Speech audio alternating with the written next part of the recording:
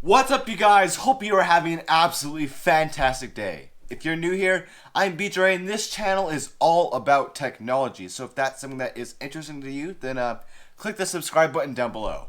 In this video, I'm going to talk about 8 features of the Apple Watch that you might have forgotten about, so let's just jump right into it.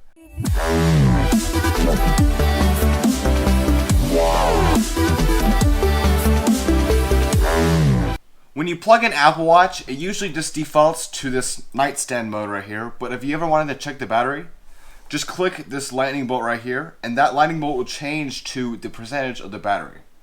If you have ever wanted to start a new iMessage from the Apple Watch, go to iMessages, hold down, and click on New Message. From here, you can add it based on contact, your voice, or typing in the number right here.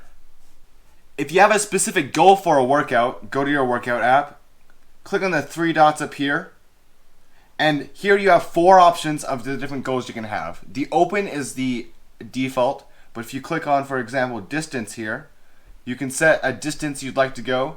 Clicking start will obviously start the workout, and up here is your progress in completing this workout and completing your goal.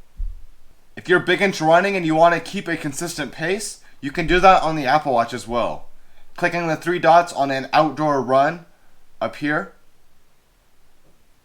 scrolling down and clicking set alert will allow you to set an alert if you're off of your chosen pace.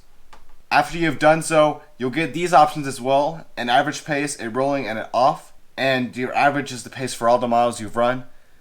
And after each mile, it will tell you if you are on pace or if you are off, ahead, or behind. If you have ever wanted to navigate Apple Watch better, hold down on the grid view here and you can click on list view. This gives you a list of the items in alphabetical order.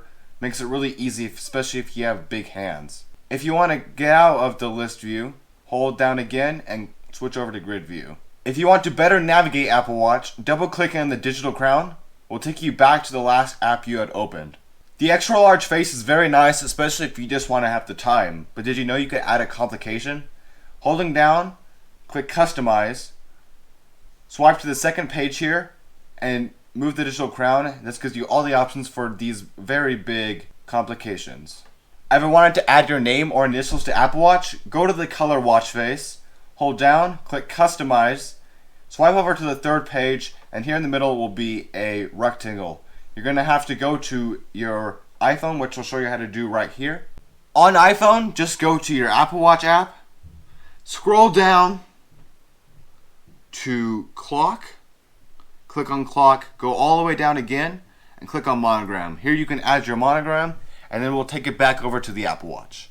Now that you've done that, just scroll up, and you'll get your monogram right here. Thanks so much for watching this video. If you liked the video, you know what to do. Click the like button down below. Subscribe here in the middle. Over here are some more tech videos that I think you guys might like to see. And over here is a video that YouTube recommends for you. See you next week for a very, very special video.